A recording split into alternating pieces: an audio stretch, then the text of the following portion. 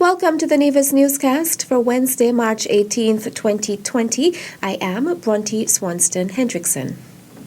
If you want to leave a lasting legacy, you must always strive to deliver a professional service. Assistant Commissioner of Police Adolph Adams is calling on officers of the Royal St. Christopher and Nevis Police Force to strive to improve their level of professionalism.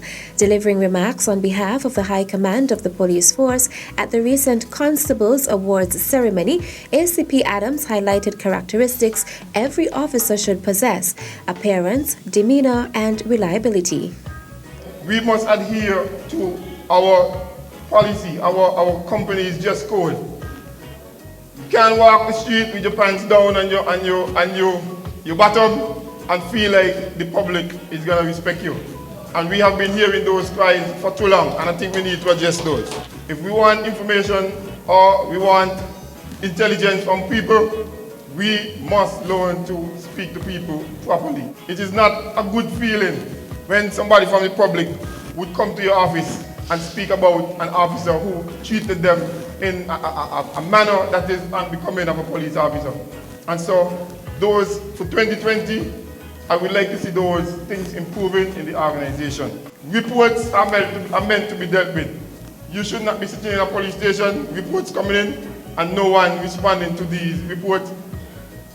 These are the things that would cause the organization to have a bad light and have a bad image. The Assistant Commissioner of Police also spoke to the matters of competence, ethics, and confidence. To you young officers, I would want to encourage you at least to engage in some type of educational program. Attend courses, attend seminars. These are very important in building you as a young officer. Too often, police officers, we just want to wear the uniform. But then, to be that individual that the public expect you to be, you have a problem in doing that. And so for 2020, which I know is a visionary year, we must strive to improve the organization. I think we owe it to the general public. We must maintain our poise. A police officer should always be a confident individual. Do not confuse confidence for cockiness. A police officer is a noble profession. And if we want people to treat us as though we are professionals, I think we should display that type of mannerism when we are dealing with the general public. Phone etiquette, taking notes when gathering intelligence, accountability, and treating the members of the public with respect were areas the ACP noted ought to be improved. When somebody take up a phone and dial 911 or dial the police station, it's because someone is on the other end that needs assistance. Somebody could be in danger, and based on the fact that you just pick up a phone and the way you answer could cause that person to turn away from that conversation, or that person could have been calling you to give you some real pertinent information, and because of your attitude, the person decided, I'm not going to speak to you. Those are some of the things that we want you to improve upon. A police officer should always make notes in his pocketbook, and we cannot say anything more about that. Seek to correct your mistakes, and always own up to your mistakes as a police officer. If we want to improve our image in the society, our image in the community, we must strive to improve our professionalism, especially when dealing with the public that expects so much of us. Adolph Adams, Assistant Commissioner of Police with responsibility for operations. The forensic capabilities of the Royal St. Christopher and Nevis Police Force were enhanced on Monday, March 16th, following the donation of crime scene consumables and equipment by the Regional Security System RSS. Captain Arrington Sherland, Executive Director of the RSS, presented the items to Commissioner of Police Hilroy Brandy during a ceremony at the Police Training Complex. Included in the donation were equipment for personal protection, evidence collection, and preservation, as well as fingerprint and photography. The equipment is part of a €1.3 million project that allowed the RSS to provide continuous support to its member states. The funds were allocated under the 10th European Development Fund, which provided aid for development cooperation for Asian, Caribbean, and Pacific countries. The value of the donated equipment is approximately $132,000.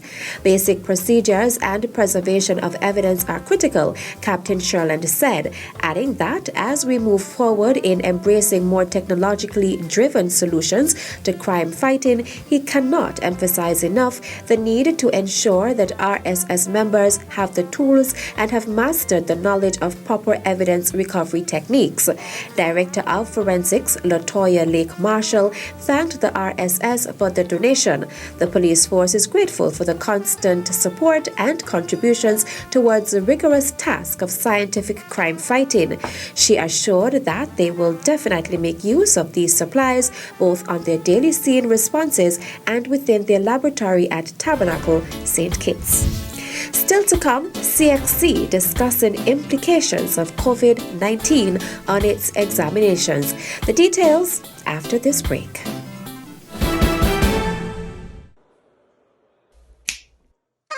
Poetry night. Express your masterpiece. So let me speak my piece, please. The glow is the gimmick. Come with your lyrics and a peaceful spirit.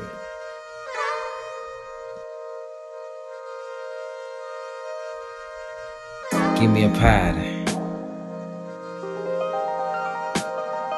Give me a pen.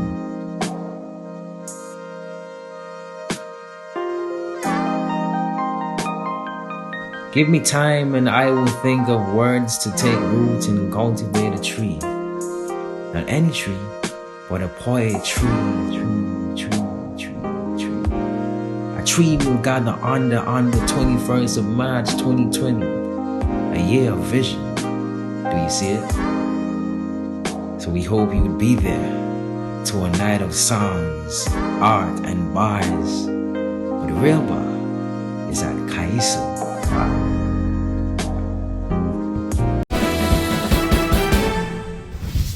Welcome back.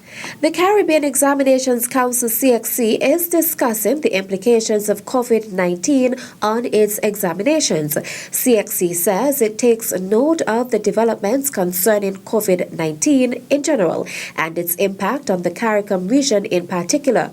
Accordingly, CXC convened a meeting with representatives from the Ministries of Education to discuss the administration of the regional examinations and the respective national protocols. The Council presented and discussed various scenarios as it relates to the administration of its examinations and will continue to work with the governments of the various territories to arrive at a regional consensus and will update the public accordingly. CXC says as the management and staff of the Council continue to monitor the emergent situation, its first priority is the health and well-being of all our stakeholders. A press release issued on Monday, March 16th states that the Rams Inter-Primary School Athletics Competition and the TDC Inter-High School Championships have been postponed indefinitely. The two sporting events, originally scheduled for March 21st and 22nd and March 27th to 29th respectively at the Kim Collins Stadium in St. Kitts, were put on hold after extensive deliberations with all stakeholders and the advice of the Ministry of Health. Daryl Lloyd, Permanent Secretary in the Ministry of Youth and Sports, says the health and well-being of our citizens is of greatest priority, and the Ministry of Sports has taken a principled stance to ensure it does not compromise anyone's health as it seeks to prevent the spread of the COVID-19 pandemic.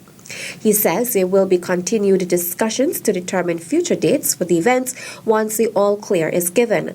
The Ministry of Sports is charged with the development of athletes and other related stakeholders in the sporting sector and is also mandated to ensure safety is a matter of priority while working towards such.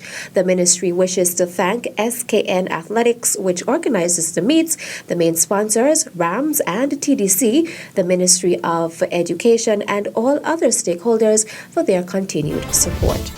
That's it for this edition of the Nevis Newscast. On behalf of all of us here at the Department of Information, I am Bronte Swanston Hendrickson. Thank you for viewing.